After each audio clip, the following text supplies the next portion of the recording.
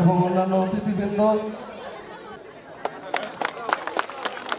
আমরা দেখতে পাচ্ছি বেলুন উড়িয়ে আমাদের সম্মানিত সুধীবৃন্দ আমাদের আজকের অনুষ্ঠানের শুভ সূচনা ঘোষিত হলো।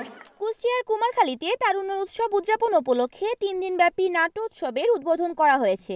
মঙ্গলবার সকালে উপজেলা প্রশাসনের আয়োজনে পৌর শিশু পার্কে বেলুন ও পায়রা উড়িয়ে অনুষ্ঠানের উদ্বোধন করা হয়।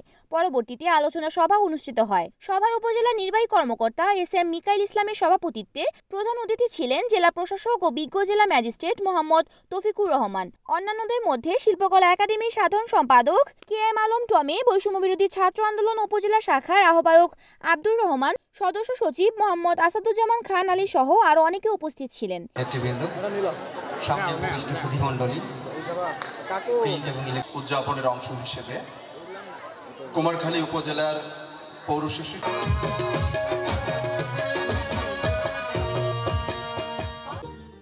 রিপোর্ট করেছেন কুষ্টিয়া প্রতিনিধি নাজমুল হাসান, NAN TV।